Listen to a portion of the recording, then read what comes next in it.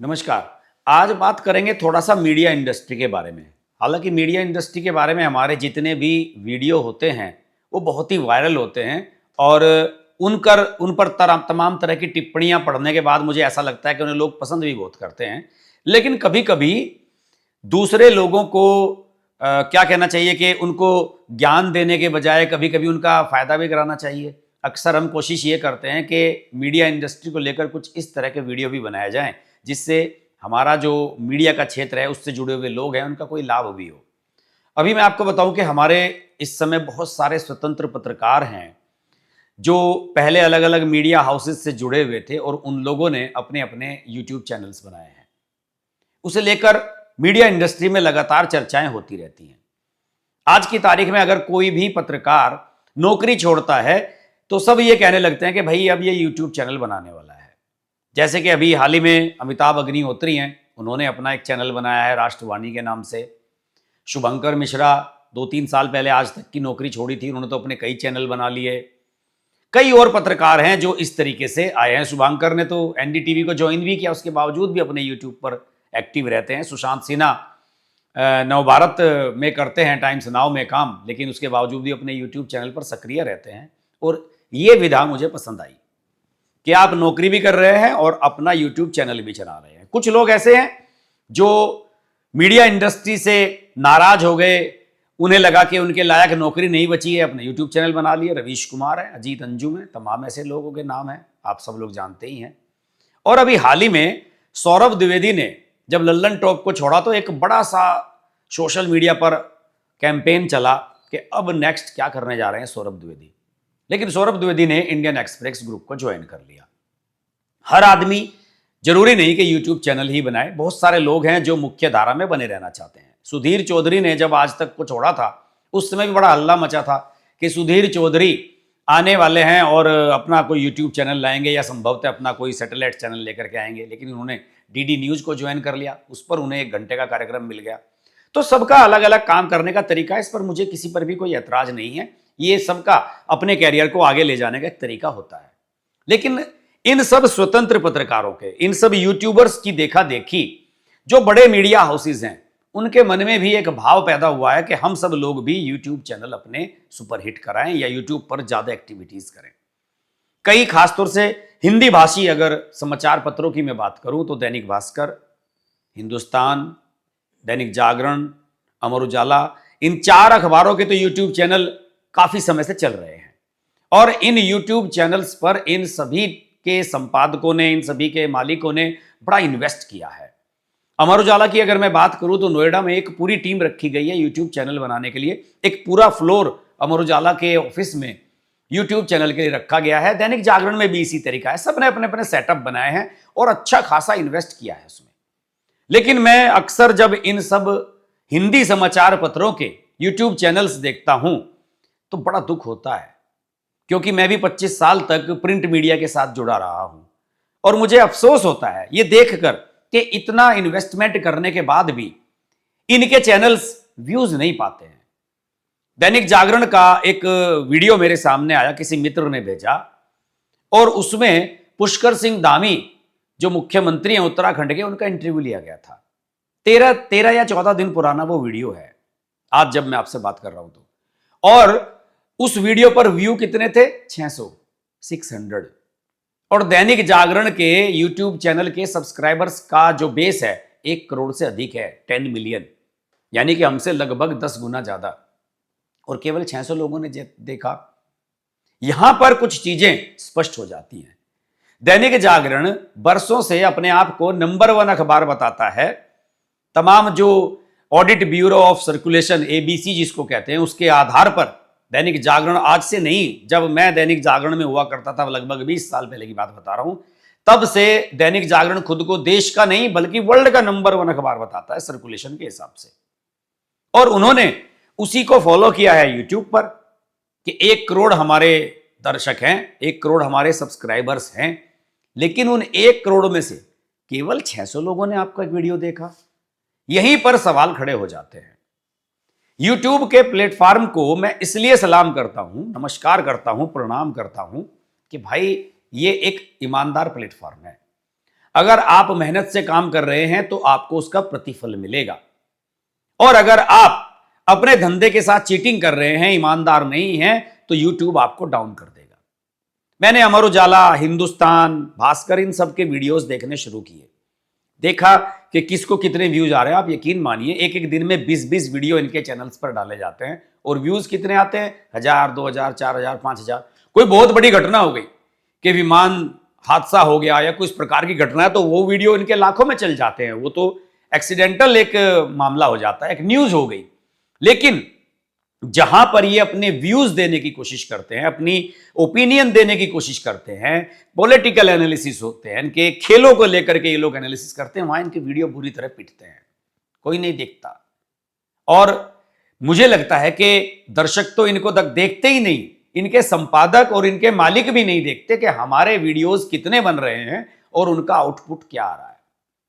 आपने 50 लोगों की टीम रख ली अपने यूट्यूब चैनल पर, 50 लोगों की टीम दिन में 50 वीडियो बना देगी, 20 वीडियो बना देगी, लेकिन उन वीडियो में कंटेंट क्या जा रहा है, उस कंटेंट की क्या कहना चाहिए कि महत्व कितनी है जनता के लिए, उस पर कोई ध्यान नहीं देता है। और पॉलिटिकल एनालिसिस, मेरा मानना है कि अगर आप मीडिया हाउस का यूट्यूब चैनल चला रहे हैं किसी, तो उस पर आपको बढ़िया पॉलिटिकल एनालिसिस तो देने ही होंगे। मैं अभी अमर उजाला का देख रहा था, उसमें वो 4-5 पत्रकारों को बैठा देते हैं ऑफिस में अपने, उनके बीच में डिबेट कराते हैं। एक कौड़ी की डिबेट नहीं होती है। क्यों नहीं होती है? क्योंकि उन्हें यह कह दिया जाता है कि भाई किसी पार्टी के बारे में नहीं बोलना है, किसी को ऊपर नहीं दिखाना है, किसी को नीचे नहीं दिखाना है, किसी पर व्यक्तिगत टिप्पणी नहीं करनी है, या कोई ऐसी बात नहीं कहनी है कि कल को कोई पॉलिटिकल पार्टी का नेता नाराज हो जाए, या हमसे बीजेपी वाले, कांग्रेस वाले, सपा वाले खफा हो जाए। तो उस तरह की ओपिनियन उन सबकी होती है। तो ऐसी ओपिनियंस को कौन देखेगा? जब हमारे जैसे स्वतंत्र पत्रकार यूट्यूब चैनल पर बेबाक टिप्पणियां करते हैं, उनके सामने इस प्रकार के मीडिया हाउसेस की जो डिबेट्स हैं वो फीकी नजर आती हैं। और यही वजह है कि इनके चैनल्स पर व्यूज नहीं आते। मैंने तो इस बारे में फेसबुक पर अपनी पोस्ट भी लिखी, और उसमें यह लिखा कि कम से कम इनके मालिकों को, इनके संपादकों से पूछना तो चाहिए कि भाई आप इतना सारा हम खर्च कर रहे हैं यूट्यूब चैनल पर, उसका रेवेन्यू क्या आ रहा है और उसका आउटकम क्या आ रहा है, उसके व्यूज कितने आ रहे हैं। हमारे एक दिन में 8-10 लाख व्यू आते हैं वीडियोस पर, जबकि हम 2 वीडियो डालते हैं, और आप लोग 20-20 वीडियो डाल रहे हैं, उसके बावजूद भी आपके 2-4 लाख व्यू नहीं आते हैं। इसकी क्या वजह है? मैं हमेशा कहता रहता हूं कि कंटेंट इज द किंग। बहुत सारे लोग हमसे सलाह मांगते हैं, कई पत्रकारों ने, कि भाई हर्ष भाई हमारा भी यूट्यूब चैनल चलवाओ। मैंने कहा यूट्यूब चैनल हर्ष भाई नहीं चलवाएंगे, आपको खुद चलाना होगा। आपको यह देखना होगा कि आप किस प्रकार की ऑडियंस को एड्रेस कर सकते हैं, किस प्रकार की ऑडियंस को आप एड्रेस करते हुए ज्यादा अच्छी जानकारी दे सकते हैं, किस विषय पर आपकी पकड़ है, उसके हिसाब से आप काम करें, उसी प्रकार का कंटेंट तैयार करें। और आज तो आर्टिफिशियल इंटेलिजेंस और बहुत सारी सुविधाएं हो गए हैं, रिसर्च बड़ी आसानी से हो जाती है। हमारे समय में जब हमने शुरुआत की थी यूट्यूब चैनल्स की, उस समय तो हमें अखबार, वेबसाइट्स पढ़कर बहुत सारी जानकारियां एकत्र करनी पड़ती थी, बहुत रिसर्च करनी पड़ती थी, पूरे दिन में एक वीडियो भी नहीं बन पाता था। तो इन सब लोगों से मेरा यही करबद्ध निवेदन है, जो मीडिया हाउसेस के लोग हैं, उनमें काम करने वाले, यूट्यूब चैनल्स पर काम करने वाले लोग हैं, उन सब से मेरा यही निवेदन है कि कम से कम ये जरूर जानने की कोशिश करें कि आपका दर्शक वर्ग किस प्रकार का है, जो किस तरह का वीडियो देखना चाहता है। अगर आप ये चाहते हैं कि एक ही चैनल पर सभी प्रकार के वीडियो डाल दें, तो ऐसा चलेगा नहीं। आप फिल्मों के वीडियो भी उसी पर डाल देंगे, खेल के भी उसी पर डाल देंगे, पॉलिटिकल भी उसी पर डाल देंगे, इकोनॉमिक्स से जुड़े हुए भी डाल देंगे, इंटरनेशनल अफेयर्स को भी उसी पर डाल देंगे। तो ये सारी चीजें चलती नहीं है। आपको क्लासिफिकेशन करना चाहिए। जैसे मैं बताता हूं, आज तक वालों ने बहुत सारे यूट्यूब चैनल्स बनाए हुए हैं, स्पोर्ट्स तक, क्राइम तक, फलाना तक, ढिकाना तक, साहित्य तक। वो सही विधा है काम करने की, वहां आपको अपना एक दर्शक वर्ग अलग अलग मिल जाता है। लेकिन दैनिक जागरण जैसे लोगों को शायद कॉमन सेंस की थोड़ी सी कमी है, अमर उजाला, हिंदुस्तान, इन सब के जो क्या कहना चाहिए कि जो एडिटोरियल मैनेजमेंट के लोग हैं, उन सबको उस प्रकार की कॉमन सेंस है नहीं। और यही वजह है कि वो करोड़ों रुपए खर्च करने के बावजूद भी हम जैसे साधारण यूट्यूबर्स जैसे व्यूज नहीं ला पा रहे हैं। मैंने तो अपनी फेसबुक पोस्ट में लिखा भी था कि अगर इन सब लोगों को अपना चैनल चलवाना है तो 2-4 करोड़ रुपए हम जैसे लोगों को दे दें, हम इनको कंसल्टिंग दे देंगे फ्री में। तो हमारी कंसल्टिंग लेने के लिए ये पैसा खर्च नहीं करेंगे, अपने इंफ्रास्ट्रक्चर पर करते रहेंगे और उसे बर्बाद करते रहेंगे। हकीकत बात तो यही है। तो मुझे लगा कि आज एक वीडियो इस प्रकार का भी बनाया जाना चाहिए।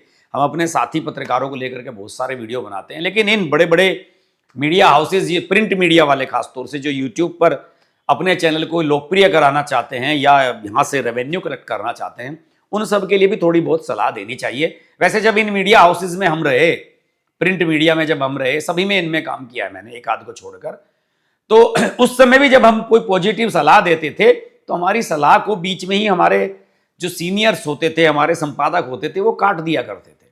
कहते थे कि यार ये नहीं, ये काम नहीं चलेगा, इसमें ये है, इसमें वो है, इसमें वो है, फलाना है। और एक बताता हूं मैं, इन हिंदी अखबारों में सबसे बड़ी जो कमी, गिरावट जो पिछले 10-15 सालों में मैंने देखा है, वो ये है कि अच्छे पॉलिटिकल एनालिसिस नहीं आते हैं। हमें अगर आज भी कोई अच्छा एनालिसिस देखना है तो हम टाइम्स ऑफ इंडिया देखेंगे, इंडियन एक्सप्रेस देखेंगे, हिंदुस्तान टाइम्स को देखेंगे, अंग्रेजी के अखबारों की तरफ अब जाएंगे। हिंदी के अखबारों में 2 कौड़ी की पत्रकारिता नहीं होती है, खासतौर से अगर आप राजनीतिक विश्लेषण की बात करें तो मुझे लगा कि इस मुद्दे पर आज एक आंख खोलने वाला वीडियो बनाया जाना चाहिए। और निश्चित रूप से उम्मीद करूंगा कि जितने भी प्रिंट मीडिया के ये जो यूट्यूब चैनल चलाने वाले मालिकान हैं इनके, उन सब तक हमारा मैसेज अवश्य पहुंचेगा और वो इस पर गौर भी करेंगे कि आखिरकार गलती कहां पर हो रही है। नमस्कार। Hi, this is Pooja Bedi, and I'd like to say that I'm deeply grateful to Harsh for his wonderful, wonderful and courageous reporting and the fact that he always stands up for what he thinks is right. Thank you, Harsh, for all the support and all the love, and rock on. Everyone who's watching this, don't hesitate to press the like, share, subscribe button on his channel.